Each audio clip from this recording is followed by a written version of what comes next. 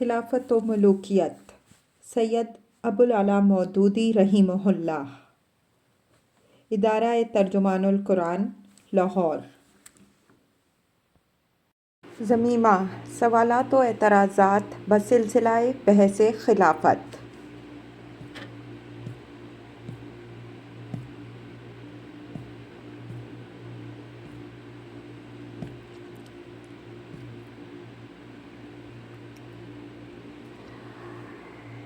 اس تدبیر کو صحیح ثابت کرنے کے لیے بہت سے بزرگوں نے یہ استدلال کیا ہے کہ اپنے خاندان کے جن لوگوں کو حضرت عثمان رضی اللہ عنہ نے عہدے دیے تھے، ان میں سے اکثر حضرت عمر رضی اللہ عنہ کے زمانے میں بھی عہدے پا چکے تھے، مگر یہ بڑا کمزور استدلال ہے۔ اول تو یہ لوگ حضرت عمر رضی اللہ عنہ کے نہیں بلکہ حضرت عثمان رضی اللہ عنہ کے اقارب تھے، اور یہ چیز کسی کے لیے بھی اعتراض کی موجب نہ ہو سکتی تھی۔ اعتراض کی گنجائش تو لوگوں کو اس وقت ملتی ہے جب سربراہ مملکت خود اپنے اقربا کو بڑے بڑے عہدے دینے لگے۔ دوسرے، حضرت عمر رضی اللہ عنہ کے زمانے میں ان لوگوں کو اتنے بڑے عہدے کبھی نہیں دیے گئے تھے جو بعد میں ان کو دیے گئے۔ عبداللہ بن سعد بن ابی سراح ان کے زمانے میں مصر کے صرف ایک فوجی افسر تھے اور بعد میں سعید مصر کے عامل بنا دیے گئے تھے۔ حضرت معاویہ رضی اللہ عنہ صرف دمشق کے علاقے کے گورنر تھے۔ ولید بن عقبہ صرف الجزائر کے عرب علاقے میں جہاں بنی تغلب رہتے تھے عامل مقرر کیے گئے تھے۔ سعید بن عاص اور عبداللہ بن عامر بھی چھوٹے چھوٹے عہدوں پر رہے تھے۔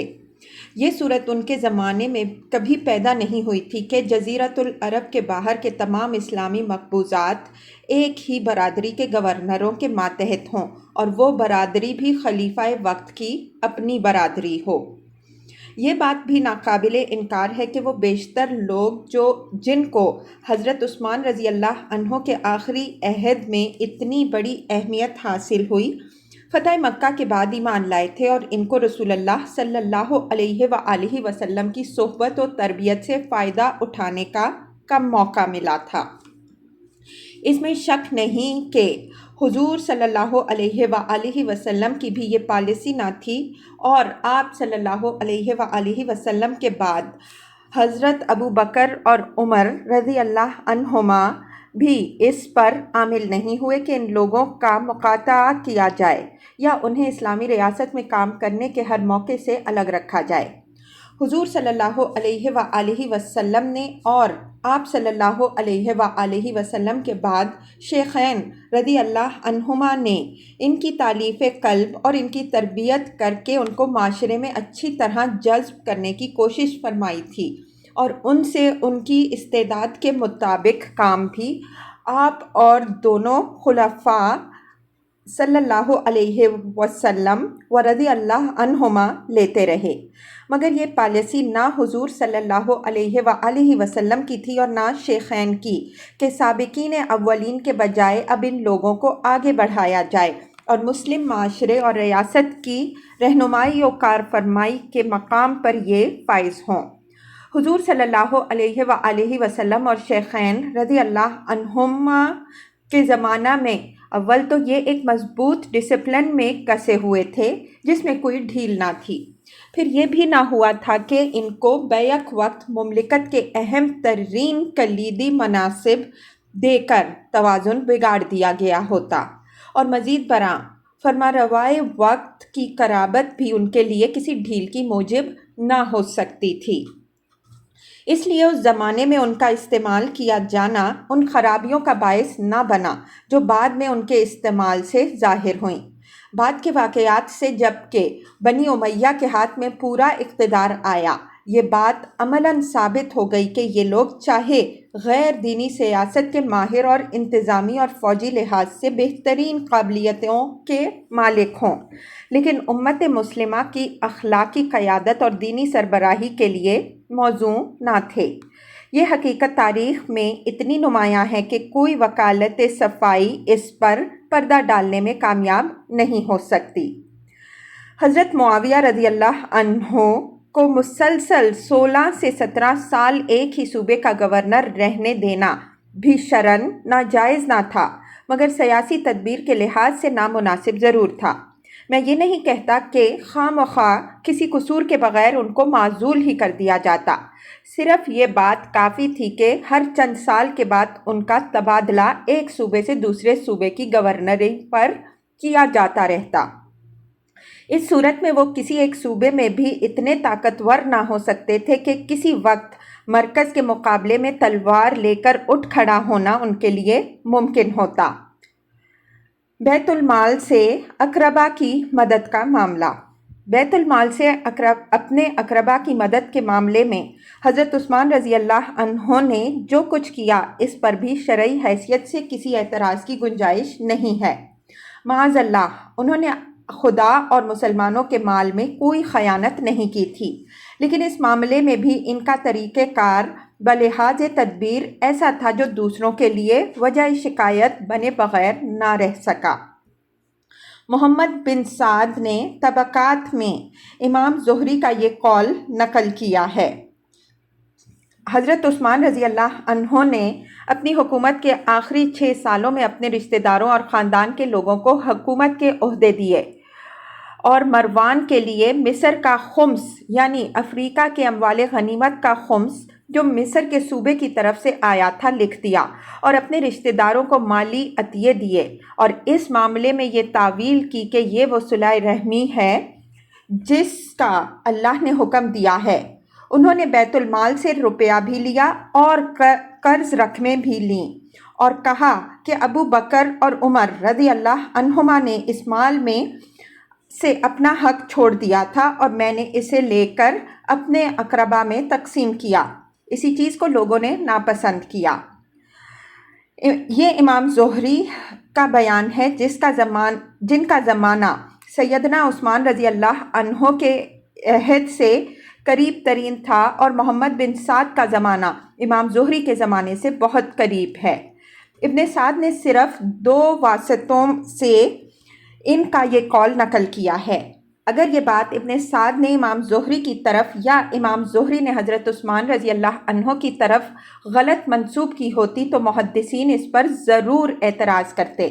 इसलिए इस बयान को सही ही तस्लीम करना होगा। इसकी तायीद इब्ने जरीर तबरी के इस बयान से भी होती है कि अफ्रीका में अब्दुल्लाह बिन साद बिन अबी सराह ने वहाँ के बतरीक से 300 किंतार सोने पर मसालहत की थी। फिर हज़रत उस्मान रज़ी अल्लाह अन्हो ने ये रकम अल-हुक्म यानी मरवान बिन हकम के बाप के ख़ानदान को अता कर देने का हुक्म दिया।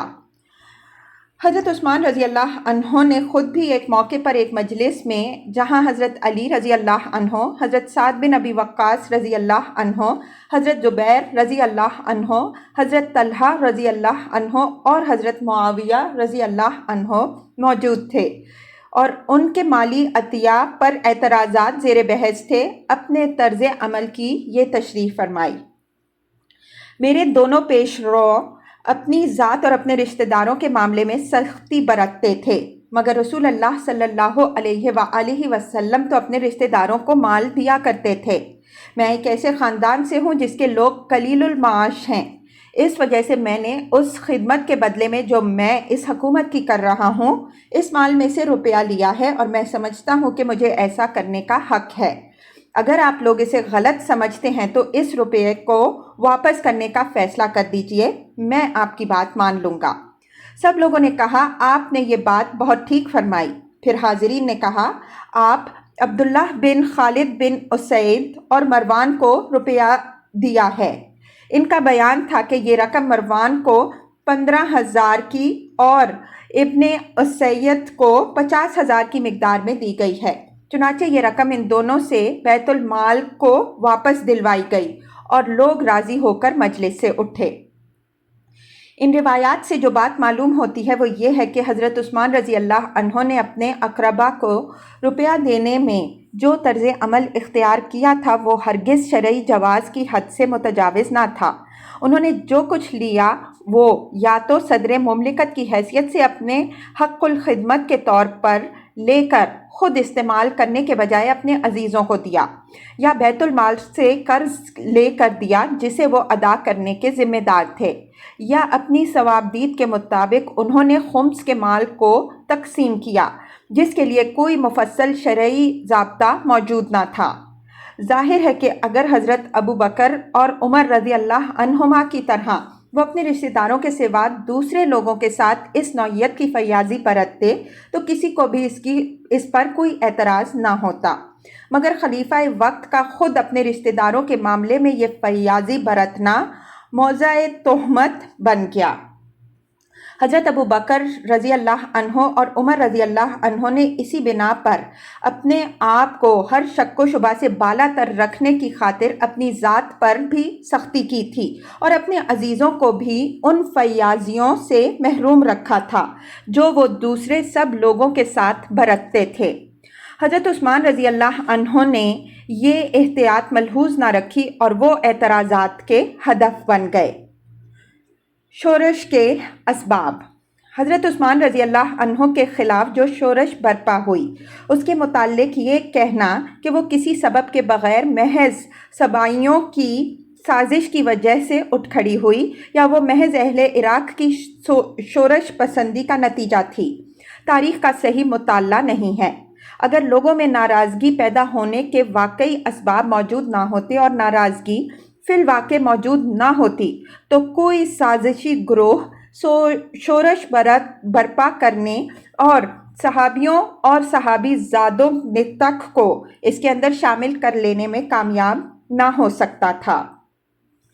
ان لوگوں کو اپنی شرارت میں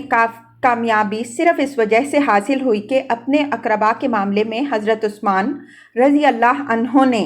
جو طرز عمل اختیار فرمایا تھا اس پر عام لوگوں ہی میں نہیں بلکہ اکابر صحابہ رضی اللہ عنہم اجمعین تک میں ناراضگی پائی جاتی تھی۔ اسی سے ان لوگوں نے فائدہ اٹھایا اور جو کمزور عناصر انہیں مل گئے ان کو اپنی سازش کا شکار بنا لیا۔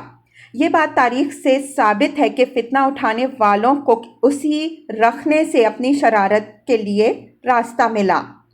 ابن سعد کا بیان ہے، لوگ حضرت عثمان رضی اللہ عنہ سے اس لیے ناراض تھے کہ انہوں نے مروان کو مقرب بنا رکھا تھا اور وہ اس کا کہا مانتے تھے۔ لوگوں کا خیال یہ تھا کہ بہت سے کام جو حضرت عثمان رضی اللہ عنہ کی طرف منسوب ہوتے ہیں ان کا حضرت عثمان رضی اللہ عنہ نے خود کبھی حکم نہیں دیا بلکہ مروان ان سے پوچھے بغیر اپنے طور پر وہ کام کر ڈالتا ہے۔ اسی وجہ سے لوگ مروان کے مقرب بنانے اور اس کو یہ مرتبہ دینے پر معترض تھے۔ ابن کثیر کا بیان ہے کہ کوفہ سے حضرت عثمان رضی اللہ عنہ کے مخالفین کا جو وفد ان کی خدمت میں شکایات پیش کرنے کے لیے آیا تھا اس نے سب سے زیادہ شدت کے ساتھ جس چیز پر اعتراض کیا وہ یہ تھی، انہوں نے کچھ لوگوں کو حضرت عثمان رضی اللہ عنہ سے اس امر پر بحث کرنے کے لیے بھیجا کہ آپ نے بہت سے صحابہ رضی اللہ عنہم اجمعین کو معزول کر کے ان کی جگہ بنی امیہ میں سے اپنے رشتہ داروں کو گورنر مقرر کیا ہے۔ اس پر ان لوگوں نے حضرت عثمان رضی اللہ عنہ سے بڑی سخت کلامی کی اور مطالبہ کیا کہ وہ ان لوگوں کو معزول کر کے دوسروں کو مقرر کریں۔ آگے چل کر حافظ ابن کثیر پھر لکھتے ہیں کہ حضرت عثمان رضی اللہ عنہ کے خلاف لوگوں کو بھڑکانے کے لیے سب سے زیادہ بڑا ہتھیار جو ان کے مخالفین کے پاس تھا وہ یہی تھا۔ حضرت عثمان رضی اللہ عنہ نے اکابر صحابہ رضی اللہ عنہ مجمعین کو معزول کر کے اپنے رشتہ داروں کو جو گورنر بنایا تھا اس پر وہ اظہار ناراضگی کرتے تھے اور یہ بات بکثرت لوگوں کے دلوں میں اتر گئی تھی۔ طبری، ابن اسیر، ابن کثیر اور ابن خلدون نے وہ مفصل گفتگو میں نقل کی ہیں جو اس فتنے کے زمانے میں حضرت علی رضی اللہ عنہ اور حضرت عثمان رضی اللہ عنہ کے درمیان ہوئی تھیں۔ ان کا بیان ہے کہ مدینے میں جب حضرت عثمان رضی اللہ عنہ پر ہر طرف نکتہ چینیاں ہونے لگیں اور حالت یہ ہو گئی کہ چند صحابہ زید بن ثابت، ابو سید الساعدی، کعب بن مالک اور حسان بن ثابت رضی اللہ عنہم کے سوا شہر میں کوئی صحابی ایسا نہ رہا جو حضرت والا کی حمایت میں زبان کھولتا ہو۔ تو لوگوں نے حضرت علی رضی اللہ عنہ سے کہا کہ آپ حضرت عثمان رضی اللہ عنہ سے مل کر ان معاملات پر بات کریں۔ چنانچہ وہ ان کی خدمت میں تشریف لے گئے اور ان کو وہ پالیسی بدل دینے کا مشورہ دیا جس پر اعتراضات ہو رہے تھے۔ حضرت عثمان رضی اللہ عنہ نے فرمایا کہ جن لوگوں کو میں نے عہدے دیے ہیں انہیں آخر عمر بن خطاب رضی اللہ عنہ نے بھی تو عہدے پر مامور کیا تھا، پھر میرے ہی اوپر لوگ کیوں معترض ہیں؟ حضرت علی رضی اللہ عنہ نے جواب دیا، عمر رضی اللہ عنہ جس کو کسی جگہ کا حاکم مقرر کرتے تھے اس کے متعلق اگر انہیں کوئی قابل اعتراض بات پہنچ جاتی تھی تو وہ بری طرح اس کی خبر لے ڈالتے تھے، مگر آپ ایسا نہیں کرتے، آپ اپنے رشتہ داروں کے ساتھ نرمی برتتے ہیں۔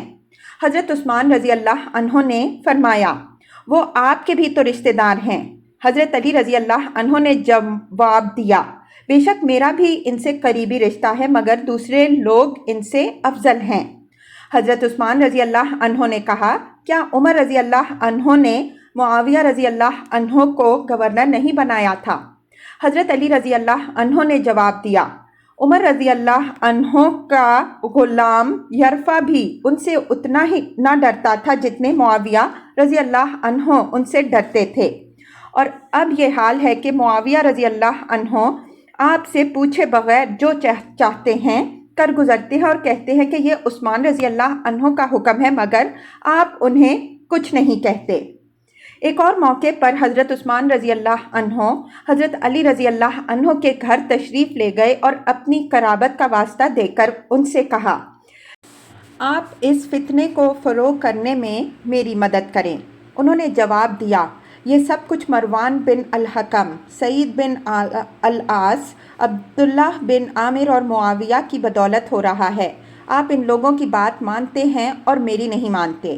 حضرت عثمان رضی اللہ عنہ نے فرمایا، اچھا اب میں تمہاری بات مانوں گا۔ اس پر حضرت علی رضی اللہ عنہ انصار و مہاجرین کے ایک گروہ کو ساتھ لے کر مصر سے آنے والے شورشیوں کے پاس تشریف لے گئے اور ان کو واپس جانے کے لیے راضی کیا۔ اسی زمانہ فتنہ میں ایک اور موقع پر حضرت علی رضی اللہ عنہ سخت شکایت کرتے ہیں کہ میں معاملات کو سلجھانے کی کوشش کرتا ہوں اور مروان ان کو پھر بگاڑ دیتا ہے۔ آپ خود منبر رسول صلی اللہ علیہ وآلہ وسلم پر کھڑے ہو کر لوگوں کو مطمئن کر دیتے ہیں اور آپ کے جانے کے بعد آپ ہی کے دروازے پر کھڑا ہو کر مروان لوگوں کو گالیاں دیتا ہے اور آگ پھر بھڑک اٹھتی ہے۔ حضرت طلحہ و زبیر رضی اللہ عنہما اور حضرت عائشہ رضی اللہ عنہا کے متعلق بھی ابن جریر نے روایات نقل کی ہیں کہ یہ حضرات بھی اس صورتحال سے ناراض تھے، مگر ان میں سے کوئی بھی یہ ہرگز نہ چاہتا تھا کہ خلیفہ وقت کے خلاف کوئی شورش یا بغاوت ہو یا ان کے قتل تک کی نوبت آ جائے۔ طبری نے حضرت طلحہ و زبیر رضی اللہ عنہما کے یہ الفاظ نقل کیے ہیں، ہم صرف یہ چاہتے ہیں کہ امیر المؤمنین عثمان رضی اللہ عنہ کو یہ پالیسی ترک کرنے پر آمادہ کیا جائے۔ ہمارا خیال ہرگز نہ تھا کہ وہ قتل کر ڈالے جائیں گے، مگر بے وقوف لوگ برباد لوگوں پر غالب آ گئے اور انہوں نے ان کو قتل کر دیا۔ یہ تمام واقعات اس امر کی ناقابل تردید شہادت بہم پہنچاتے ہیں کہ فتنے کے آغاز کی اصل وجہ وہ بے اطمینانی ہی تھی جو اپنے اقربا کے معاملے میں حضرت عثمان رضی اللہ عنہ کے طرز عمل کی وجہ سے عوام و خواص میں پیدا ہو گئی تھی، اور یہی بے اطمینانی ان کے خلاف سازش کرنے والے فتنہ پرداز گروہ کے لیے مددگار بن گئی۔ یہ بات تنہا میں ہی نہیں کہہ رہا، بلکہ اس سے پہلے بہت سے محققین یہی کہہ چکے ہیں۔ مثال کے طور پر 7ویں صدی کے شافعی فقیہ اور محدث حافظ محب الدین الطبری حضرت عثمان رضی اللہ عنہ کی شہادت کے اسباب بیان کرتے ہوئے حضرت سعید بن المسیب کا یہ قول نقل کرتے ہیں، جب حضرت عثمان رضی اللہ عنہ حکمران ہوئے تو ان کے برسر اقتدار آنے کو صحابہ میں سے بعض لوگوں نے اس بنا پر ناپسند کیا کہ وہ اپنے قبیلے سے بہت محبت کرتے تھے، 12 سال آپ حکمراں رہے اور بارہا آپ نے بنی امیہ میں سے ایسے لوگوں کو حکومت کے مناصب پر مقرر فرمایا جنہوں نے رسول اللہ صلی اللہ علیہ وآلہ وسلم کی صحبت نہ پائی تھی۔ آپ کے امراء سے ایسے کام صادر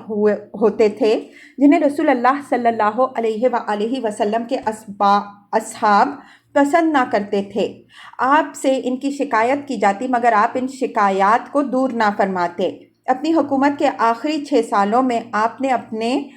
بنی کو خاص ترجیح دی اور انہیں حکومت و امارت کے مناصب پر مقرر فرمایا۔ حافظ ابن حجر بھی اسباب شہادت عثمان رضی اللہ عنہ پر کلام کرتے ہوئے یہی بات کہتے ہیں۔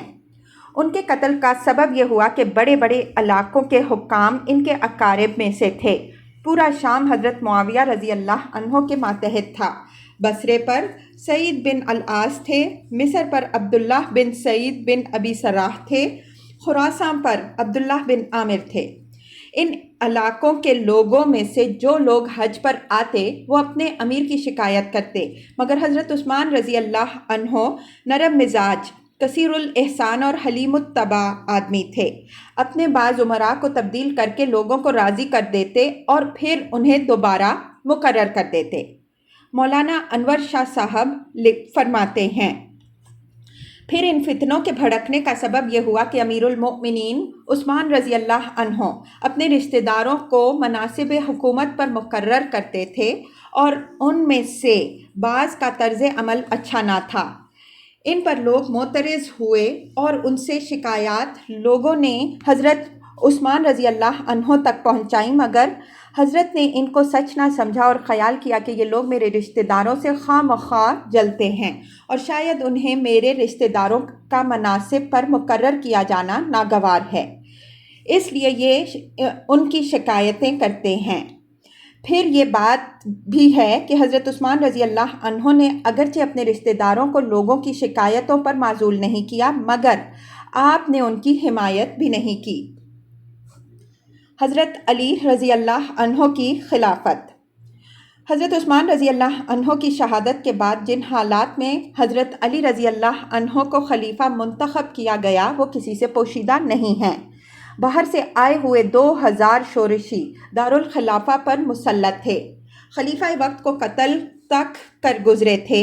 خود دارالخلافہ میں بھی ایک اچھی خاصی تعداد ان کی ہم خیال موجود تھی۔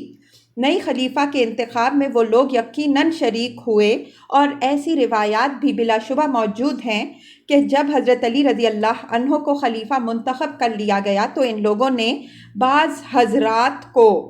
زبردستی بھی بیعت پر مجبور کیا۔ لیکن سوال یہ ہے کہ کیا یہ انتخاب غلط تھا؟ کیا اس وقت حضرت علی رضی اللہ عنہ سے بہتر کوئی آدمی مدینہ ہی میں نہیں پوری دنیا اسلام میں ایسا موجود تھا جسے خلیفہ منتخب ہونا چاہیے تھا؟ کیا اس وقت کے رائج اور مسلم اسلامی دستور کی روح سے حضرت علی رضی اللہ عنہ جائز طور پر خلیفہ منتخب نہ ہو گئے تھے؟ کیا اسلامی دستور میں ایسی کوئی چیز کہیں پائی جاتی ہے کہ نئے خلیفہ کے انتخاب میں اگر سابق خلیفہ کے خلاف شورش برپا کرنے والا گروہ بھی شریک ہو گیا ہو تو اس کا انتخاب غیر قانونی قرار پائے؟ کیا یہ درست تھا اور یہی ہونا چاہیے تھا کہ ایک خلیفہ شہید ہو چکا ہو اور دوسرا خلیفہ اس کی جگہ جلدی سے جلدی منتخب نہ کر لیا جائے بلکہ دنیا اسلام ایک مدت تک بے خلیفہ ہی پڑی رہے؟ اور اگر بالفرض یہ مان بھی لیا جائے کہ حضرت علی رضی اللہ عنہ دانستہ ہی قاتلین عثمان رضی اللہ عنہ کو گرفتار کرنے اور ان پر مقدمہ چلانے میں کوتاہی کر رہے تھے یا ان کے ہاتھ میں بے بس تھے، تب بھی کیا اسلامی آئین و دستور کی روح سے یہ بات ان کی خلافت کو ناجائز اور ان کے خلاف تلوار لے کر کھڑے ہو جانے کو جائز کر دینے کے لیے کافی تھی؟ یہ وہ بنیادی سوالات ہیں جو بعد کے واقعات کے بارے میں ایک صحیح رائے قائم کرنے کے لیے فیصلہ کن اہمیت رکھتے ہیں۔ اگر کوئی شخص ان سوالات کا جواب اس بات میں دینا چاہتا ہو تو وہ ضرور اپنی دلیل پیش کرے، لیکن پہلی صدی سے لے کر آج تک تمام اہل سنت بالاتفاق حضرت علی رضی اللہ عنہ کو چوتھا خلیفہ راشد تسلیم کرتے ہیں اور ہمارے اپنے ملک میں بھی ہر جمعہ کو بالالتزام ان کی خلافت کا اعلان کر رہے ہیں۔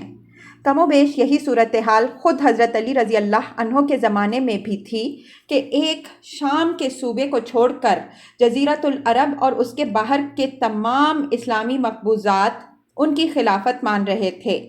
مملکت کا نظام عملاً انہی کی خلافت پر قائم ہو چکا تھا اور امت کی عظیم اکثریت نے ان کی سربراہی تسلیم کر لی تھی۔ یہاں تک میں تحقیق کر سکا ہوں، علماء اہل سنت میں آج تک کوئی ایک عالم بھی ایسا نہیں گزرا جس نے حضرت عثمان رضی اللہ عنہ کے بعد حضرت علی رضی اللہ عنہ کو چوتھا خلیفہ راشد تسلیم نہ کیا ہو یا ان کی بیعت کے صحیح ہونے میں شک ظاہر کیا ہو،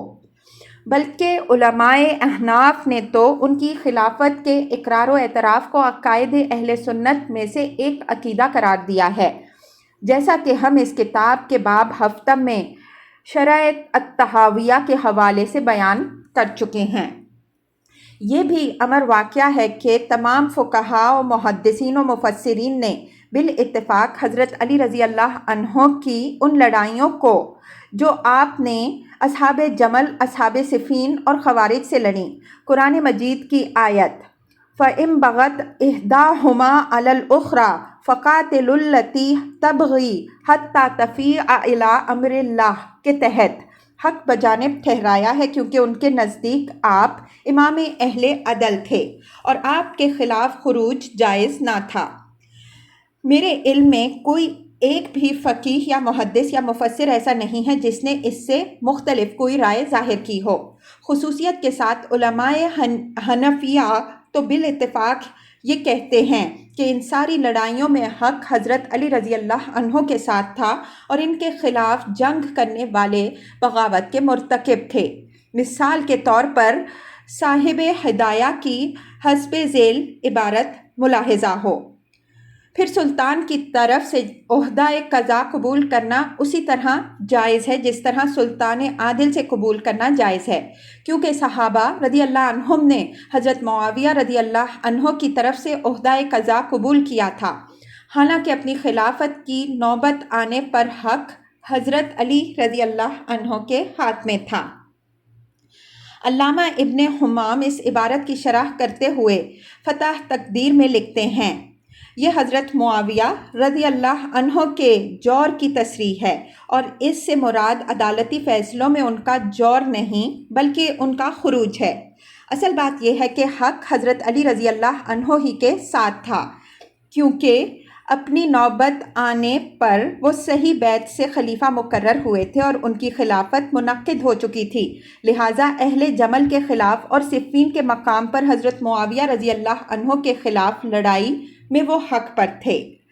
مزید برآں رسول اللہ صلی اللہ علیہ وآلہ وسلم کا حضرت عمار رضی اللہ عنہ کے بارے میں یہ ارشاد کہ تم کو ایک باغی گروہ قتل کرے گا، اس معاملہ میں بالکل صریح ہے کہ حضرت معاویہ رضی اللہ عنہ کے ساتھی باغی تھے، کیونکہ حضرت عمار رضی اللہ عنہ کو انہی نے قتل کیا تھا۔ ملا علی قاری نے حنفی نقطۂ نظر کی ترجمانی کرتے ہوئے شرح فقہ اکبر میں حضرت علی رضی اللہ عنہ کی خلافت پر جو مفصل بحث کی ہے وہ پوری کی پوری قابل دید ہے۔ اس میں وہ فرماتے ہیں، حضرت عثمان رضی اللہ عنہ کی شہادت کے بعد اکابر مہاجرین و انصار نے حضرت علی کرم اللہ وجہہ کے پاس جمع ہو کر ان سے خلافت قبول کرنے کی درخواست کی اور ان کے ہاتھ پر بیعت کر لی، کیونکہ وہ اپنے اہل زمانہ میں سب سے زیادہ افضل اور اپنے وقت میں خلافت کے لیے سب سے زیادہ موزوں تھے۔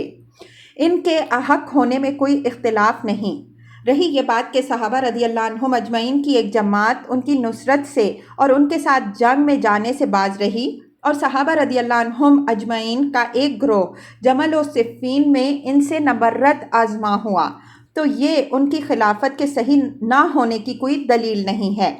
ان کی خلافت کی صحیح صحت پر دلالت کرنے والی چیزوں میں سے ایک وہ مشہور حدیث ہے جس میں رسول اللہ صلی اللہ علیہ وآلہ وسلم نے فرمایا، خلافت میرے بعد 30 سال رہے گی اور اس کے بعد کٹکھنی بادشاہت آ جائے گی۔ اور یہ واقعہ ہے کہ حضرت علی نبی صلی اللہ علیہ وآلہ وسلم کی وفات کے بعد 30ویں سال کے سرے پر شہید ہوئے۔ اسی طرح حضرت علی رضی اللہ عنہ کے اجتہاد کی صحت اور حضرت معاویہ رضی اللہ عنہ کے مقصد کی غلطی پر وہ حدیث بھی دلالت کرتی ہے جو حضرت عمار رضی اللہ عنہ بن یاسر کے حق میں حضور صلی اللہ علیہ وآلہ وسلم سے ثابت ہے کہ تم کو ایک باغی گروہ قتل کرے گا۔ اس سے یہ بھی واضح ہوا کہ معاویہ رضی اللہ عنہ اور ان کے بعد کے لوگ خلفاء نہ تھے بلکہ ملوک اور امراء تھے۔ آگے چل کر ملا علی قاری لکھتے ہیں، خلافت کے ثبوت کی شرائط میں یہ چیز داخل نہیں ہے کہ اس پر امت کا اجماع ہو، بلکہ جب بعض صالحین امت کسی ایسے شخص کو جو اس منصب کا اہل ہو خلافت سونپ دیں تو وہ منعقد ہو جاتی ہے اور اس کے بعد کسی کو اس کی مخالفت کا حق نہیں رہتا۔ اس کے لیے اجماع کی شرط لگانے کی کوئی وجہ نہیں ہے کیونکہ اس شرط سے یہ خطرہ لاحق ہو جاتا ہے کہ جب امام مقرر کرنے کی ضرورت پیش آئے اس وقت اس کے تقرر میں تاخیر ہو۔ علاوہ بریں صحابہ رضی اللہ عنہم اجمعین نے خلیفہ کے انتخاب اور بیعت کے معاملے میں اجماع کو کوئی شرط نہیں سمجھا ہے۔ اس سے ان لوگوں کے قول کا باطل ہونا واضح ہو جاتا ہے جو کہتے ہیں کہ حضرت طلحہ و زبیر رضی اللہ عنہما نے مجبوراً بیعت کی تھی اور کہا تھا کہ ہمارے ہاتھوں نے تو علی رضی اللہ عنہ کی بیعت کی مگر ہمارے دلوں نے بیعت نہیں کی۔ اور اسی طرح یہ قول بھی باطل ہے کہ سعد بن ابی وقاص رضی اللہ عنہ اور سعید بن زید رضی اللہ عنہ اور بکثرت دوسرے لوگ علی رضی اللہ عنہ کی نصرت سے باز رہے اور ان کی طاعت میں داخل نہ ہوئے۔ یہ اس لیے باطل ہے کہ حضرت علی رضی اللہ عنہ کی امامت ان حضرات کی بیعت کے بغیر بھی صحیح تھی۔ رہی یہ بات کہ حضرت علی رضی اللہ عنہ نے حضرت عثمان رضی اللہ عنہ کے قاتلوں کو قتل نہیں کیا تو اس کی وجہ یہ تھی کہ وہ محض قاتل نہ تھے بلکہ باغی تھے۔ باغی وہ ہوتا ہے جس کے پاس طاقت بھی ہوتی ہے اور اپنے فعل بغاوت کے جواز کی تاویل بھی، چنانچہ وہ لوگ طاقت بھی رکھتے تھے اور تاویل بھی پیش کرتے تھے۔ ان کو حضرت عثمان رضی اللہ عنہ کے بعض کاموں پر اعتراض تھا اور ان کی بنا پر وہ اپنی بغاوت کو حلال قرار دے رہے تھے۔ اس قسم کے باغیوں کا حکم شریعت میں یہ ہے کہ اگر وہ امام اور اہل عدل کی اطاعت قبول کر لیں تو پہلے جو کچھ بھی وہ اہل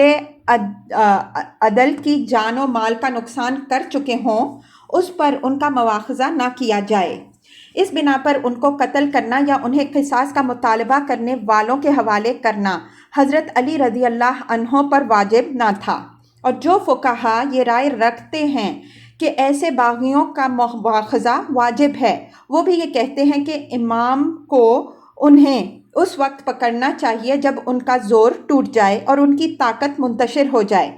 اور امام کو یہ اطمینان ہو جائے کہ پھر فتنہ سر نہ اٹھائے گا۔ حضرت علی رضی اللہ عنہ کو ان امور میں سے کوئی بات بھی حاصل نہ تھی۔ باغیوں کی شوکت باقی اور ظاہر تھی، ان کی قوت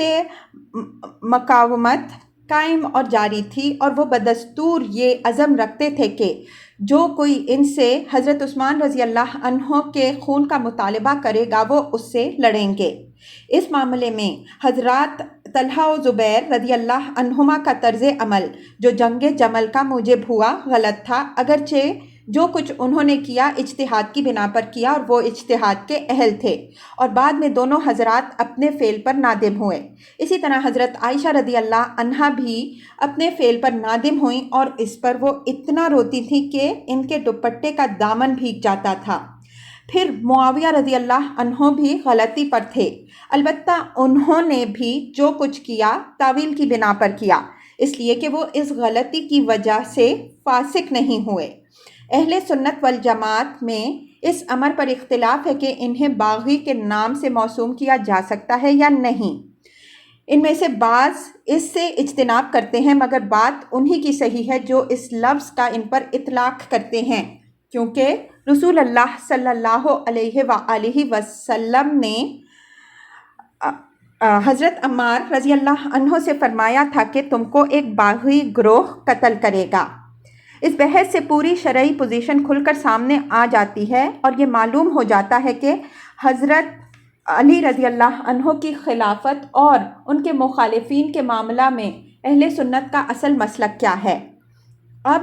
یہ دعویٰ کرنے کے لیے مقابرہ کی بہت بڑی مقدار درکار ہے کہ حضرت علی رضی اللہ عنہ کی خلافت مشکوک و مشتبہ تھی اور ان کے مقابلے میں تلوار اٹھانے کے لیے شرعی جواز کی کوئی گنجائش موجود تھی۔